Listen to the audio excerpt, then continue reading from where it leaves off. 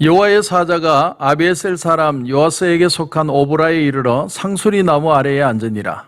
마침 요아스의 아들 기브온이 미디안 사람에게 알리지 아니하려 하여 밀을 포도주 틀에서 타작하더니 여호와의 사자가 기드온에게 나타나 이르되 큰 용사여 여호와께서 너와 함께 계시도다 하매 기드온이 그에게 대답하되 오 나의 주여 여호와께서 우리와 함께 계시면 어찌하여 이 모든 일이 우리에게 일어났나이까? 또 우리 조상들이 일찍이 우리에게 이르기를 여호와께서 우리를 애굽에서 올라오게 하신 것이 아니냐 한 그 모든 이적이 어디 있나이까? 이제 여호와께서 우리를 버리사 미디안의 손에 우리를 넘겨주셨나이다 하니 여호와께서 그를 향하여 이르시되 너는 가서 이 너의 힘으로 이스라엘을 미디안의 손에서 구원하라. 내가 너를 보낸 것이 아니냐 하시니라. 그러나 기드온이 그에게 대답하되 오 주여 내가 무엇으로 이스라엘을 구원하리이까? 보소서 나의 집은 므낫세 중에 극히 약하고 나는 내 아버지 집에서 가장 작은 자니이다 하니 여호와께서 그에게 이르시되 내가 반드시 너와 함께하리니 내가 미디안 사람 치기를 한 사람을 치듯 하리라 하시니라. 아멘. 우리가 새로워지려면 우선 첫째로 하나님에 대한 인식이 변화되어야 됩니다. 하나님을 아는 것만으로 내가 믿는다라고 표현하시면 안 됩니다. 그래서 야고보서 2장에 보면 네가 하나님은 한 분이신 줄을 믿느냐? 잘하는도다.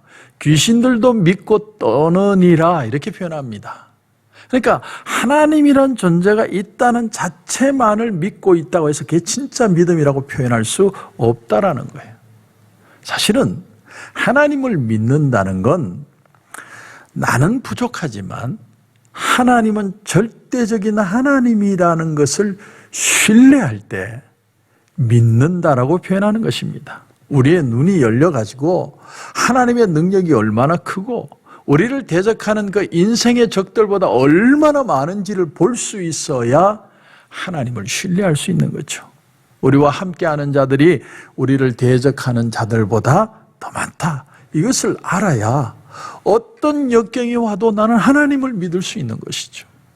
그래서 첫째는 하나님을 보는 시각이 바뀌어야 돼요. 그래야 신앙은 자랍니다. 두 번째, 나 자신에 대한 인식이 바뀌어야 됩니다. 우리가 정말 하나님을 믿고 하나님과 동행하는 능력의 삶을 살려면 내가 나를 바라보는 관점이 바뀌어야 돼요. 말세가 되면 사람들이 이기적이 되고 자기 자신을 사랑하게 된다라고 성경은 얘기를 합니다. 근데 여러분 잘 들어보십시오.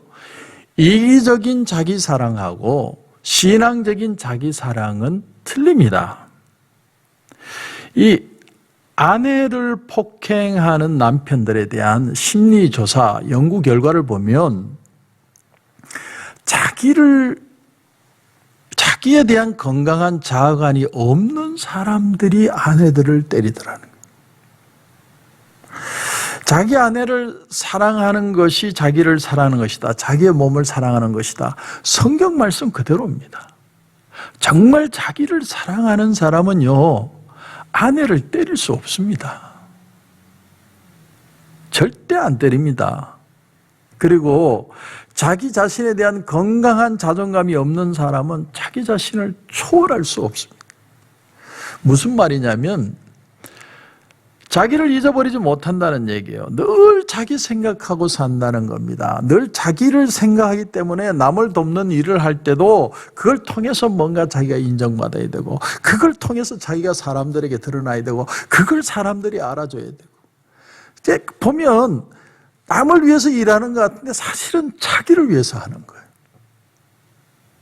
여러분 예수님이 공생애를 시작하실 때 그 전에 어떤 일이 일어납니까? 세례 요한을 통해서 세례를 받으시니까 하늘문이 열리고 성령이 비둘기같이 임하며 이는 내 사랑하는 아들이요 내 기뻐하는 자라. 하나님이 나를 사랑하신다는 사실을 예수님이 받아들이신 후에 금식기도도 하시고 공생애도 하시고 어떤 일도 주님이 다 감당하시고 계십니다. 그 한 사건이 우리에게 보여주는 게 뭔 줄 아십니까? 예수님은 자기 자신에 대해서 신이지만 인간이셨던 예수님은 거룩한 자아관, 건강한 자존감을 가지고 출발하셨다는 거죠. 하나님 아버지가 나를 사랑하는 걸 아시고 또 나를 기뻐하는 것을 아시고 내 아버지께서 항상 나와 함께 하시느니라 나를 홀로 두지 않으셨다. 그렇기 때문에 예수님은 수많은 사람들을 섬기면서도 사람들에게 무슨 칭찬을 받으려고 하신 적도 없고 사람들이 무슨 소리를 해도 그게 흔들리지 않으시고 예수님은 홀로 있는 걸 두려워하지 않으셨습니다. 요한복음 16장 32절에 보면 보라 너희가 다 각각 제 곳으로 흩어지고 나를 혼자 둘 때가 오나니 벌써 왔도다. 그러나 내가 혼자 있는 것이 아니라 아버지께서 나와 함께 계시느니라. 자기의 삶을 남을 위해 희생할 수 있는 사람은 건강한 자아관이 있을 때만 가능합니다. 그리고 건강한 자존감이 있는 사람이라야 율법주의에 매이지 않습니다. 여러분 율법주의가 뭘까요? 행함으로 의롭다함을 얻는다는 사고방식입니다. 다시 말하면 행함으로 인정을 받고 남들이 알아줘야만 된다는 사고방식이죠. 그렇기 때문에 필연적으로 율법주의자들은 자기의 행함을 자꾸 사람들에게 보이려고 합니다. 누가 알아줘야 되고 인정해줘야 되고 자기 의를 행하려고 하고. 자, 오늘 본문에 보면 기드온이라는 이름이 등장을 하는데 여러분 11절 말씀을 보시면 요아스의 아들 기드온이 미디안 사람에게 알리지 아니하려 하여 밀을 포도주 틀에서 타작하더니 라고 말합니다. 그 배경을 오늘 3절이 보여줍니다. 이스라엘이 파종한 때면 미디안과 아말렉과 동방 사람들이 치러 올라와서 진을 치고 가사에 이르도록 토지 소산을 멸하여 이스라엘 자손 가운데에 먹을 것을 남겨두지 아니하며 양이나 소나 나귀도 남기지 아니하니 이는 그들이 그들의 짐승과 장막을 가지고 올라와 메뚜기 떼같이 많이 들어오니. 미디안 사람들이 다 세금 뗄 때만 되면 이스라엘 백성들이 이제는 풍성한 수확을 얻을 때만 되면 곡물 뺏어가고 양과 염소 뺏어가고 당나귀를 뺏어갔다는 거예요. 기가 막히게 그때를 알고. 그래서 기드온도 타작을 하는데 안 뺏기려고 텍스 덜 떼기 위해서 포도주 틀 안에서 밀을 타작하고 있는 겁니다.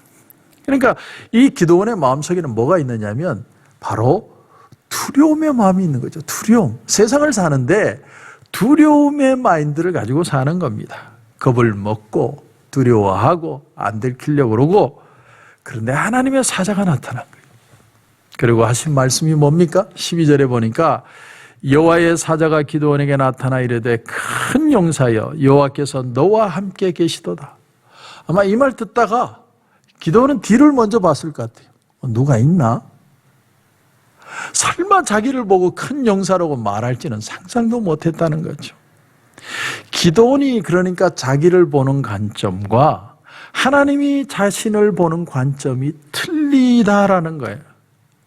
그러니까 기드온이 바로 나오는 반응이 뭡니까? 13절 보시면 기드온이 그에게 대답하되 오 나의 주여 여호와께서 우리와 함께 계시면 어찌하여 이 모든 일이 우리에게 일어났나이까?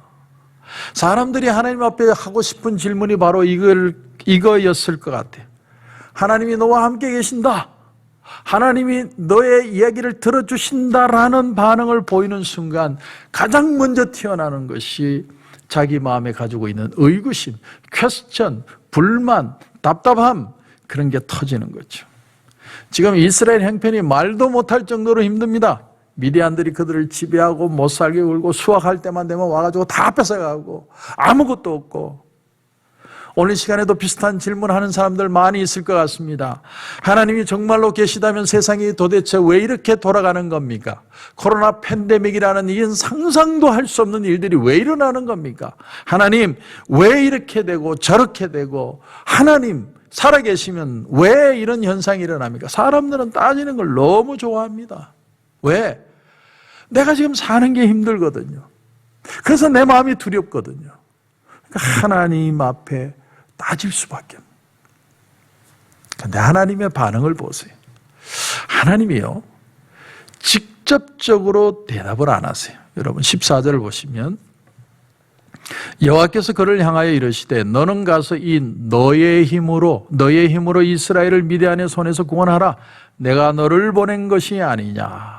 자, 이거 정말 말이 안 되죠. 지금 미디안에게 뺏기지 않으려고 텍스를 덜 내려고 지금 숨어서 타작하고 있는데 세상에 네가 나가서 네 힘으로 싸우라는 겁니다. 세상이 왜 이 모양 이 꼴입니까? 하나님 앞에 따지는데 하나님이 네가 나가서 싸워 이렇게 표현하시는 겁니다. 그래서 15절도 보시면 오 주여 내가 무엇으로 이스라엘을 구원하리까? 보소서 나의 집은 므낫세 중에 극히 약하고 나는 내 아버지 집에서 가장 작은 자니이다. 나는 이렇게 작은 사람이기 때문에 나는 이런 일을 할 자격이 없습니다. 나는 하나님 큰 용사가 아니에요. 주님 틀렸습니다. 죄송합니다. 건드리지 마세요. 이런 맥락에서 얘기를 하는 겁니다.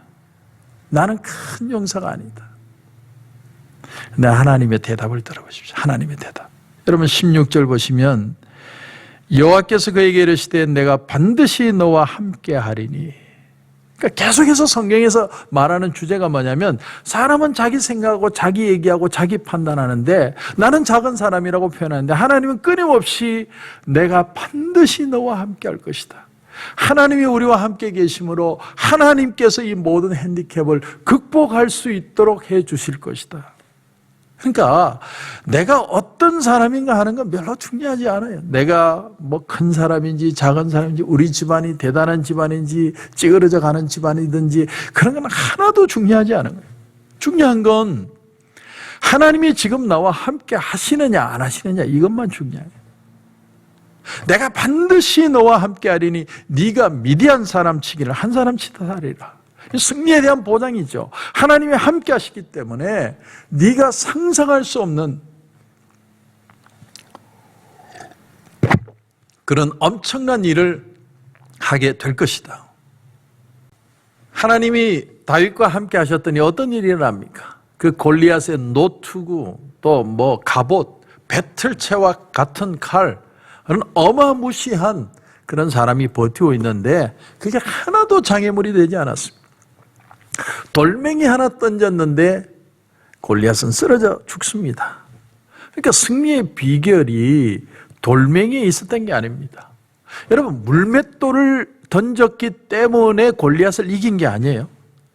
다윗이 그 물맷돌을 쓰지 않고 다른 방법을 썼어도 하나님은 역사를 하십니다. 심지어 맨손으로 싸웠어도 하나님은 그 골리앗을 이기게 하셨을 겁니다.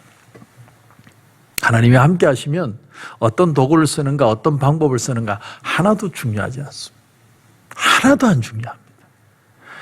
돌멩이를 써서 이겼다는 말은 지극히 보잘것없는 것으로도 하나님이 승리하게 해 주셨다는 뜻입니다. 그걸 말하고 싶은 거예요. 다만 이 다윗이 평소에 했던 것이 물맷돌을 잘 썼기 때문에 그 방법을 하나님이 쓰셨던 것뿐이죠. 제가 재밌는 얘기 하나 하겠습니다. 이 새벽 설교를 유튜브에 올리게 된 결정적인 계기는요.